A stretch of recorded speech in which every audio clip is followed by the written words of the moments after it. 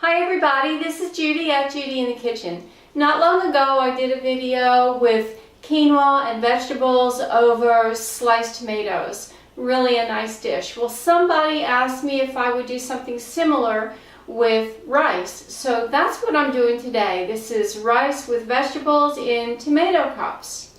Now what we're going to do is take whole tomatoes, slice them down this way, reserving the tops, and we're going to scoop out the pulp, and we're going to make a filling with rice and vegetables and then stuff the tomatoes and bake them. These are not really large tomatoes. This would work great with the bigger the better on the way the tomatoes go. This is January that I'm recording this, and large tomatoes are not available. So anyway, what you want to do is cut the top off, but you want to reserve that top.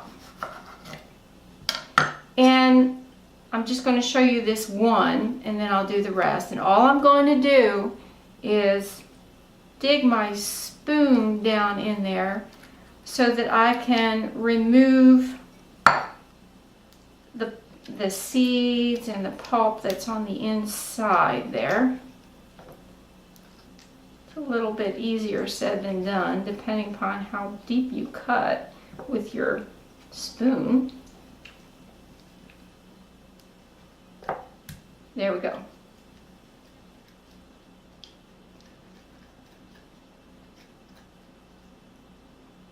And you see I have a hollowed out tomato, okay?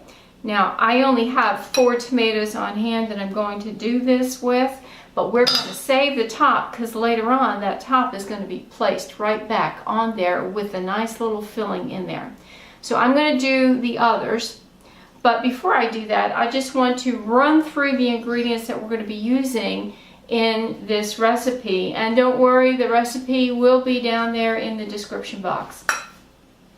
I have 1 yellow squash. This is about a medium yellow squash. And you see I've cut it into pretty small pieces. You know, we're dealing with small, medium, even large tomatoes. You need something relatively small in size there.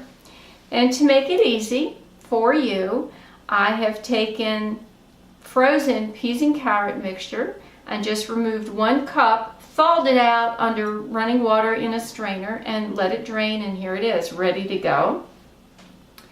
We have 1.5 cups of cooked brown rice. You can use whatever kind of rice you want, it really doesn't matter. And I have about 1/3 of a cup of diced yellow onion. You could use 1/4 to 1/3 of a cup. This is 1 large clove of garlic that I finely chopped, and that was a large clove, so if you have small cloves you might do 2, but not too large. I think it would be too much. And then I have some dried parsley, 1 teaspoon, and 1/2 teaspoon of dried basil.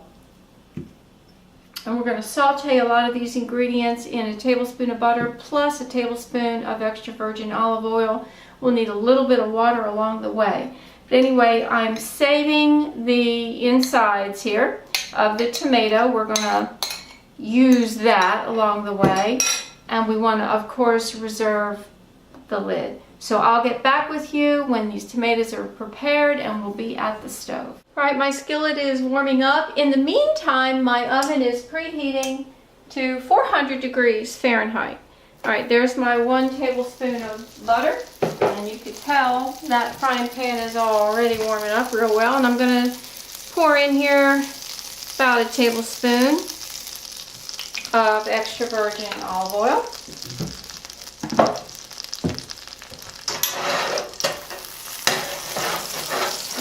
Stir that around, and that's hot enough. We're going to go ahead and add that little bit of onion I showed you.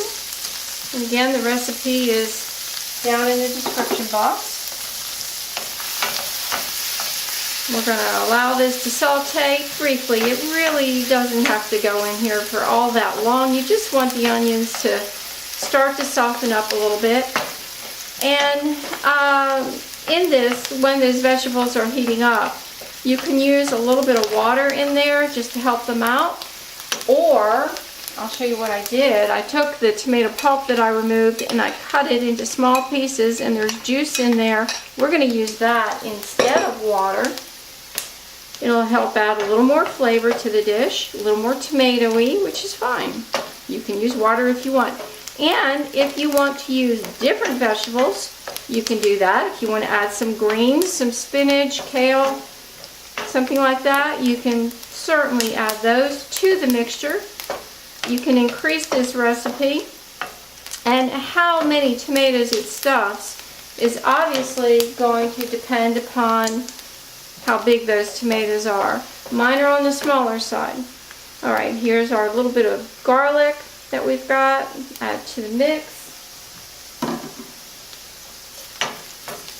And I'm going to go ahead, so it'll cook a little bit, and add this finely cut up yellow squash.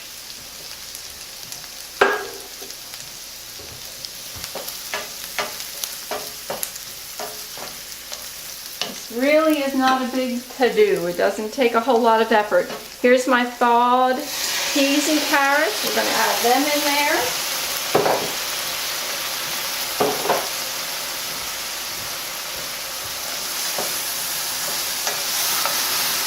We just want these vegetables to cook just a little bit. They don't have to be cooked to a mush. Definitely not. That's not the way we prefer to eat them in our house. We like things mildly cooked. Okay, here's our parsley and basil mixture. We're just going to throw that in there. And we add some salt and pepper to taste, however much you want. This is pink Himalayan sea salt. I'm going to add just a little bit in there, not really a whole lot.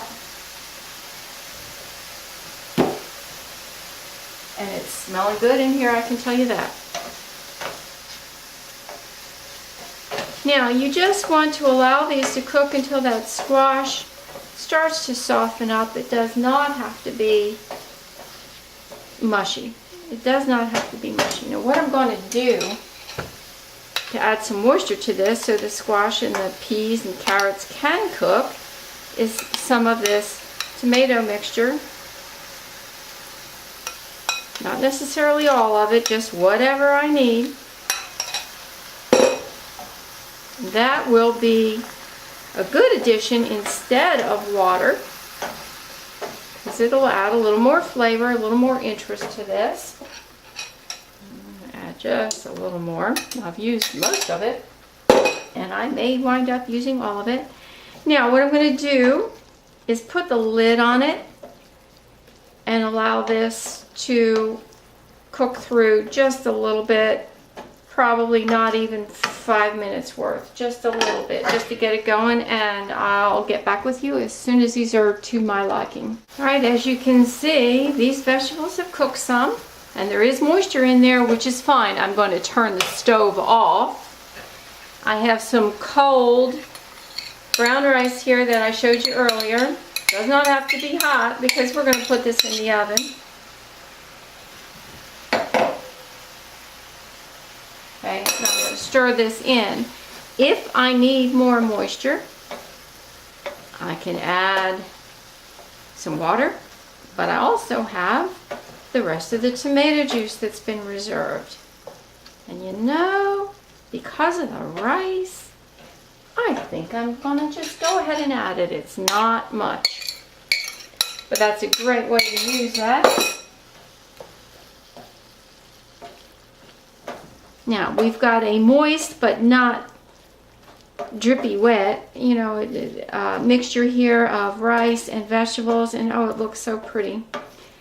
And if you wind up with more filling here than you have tomatoes, no problem, because this can be used as a side dish just as well, whether it's in the tomato cups or not.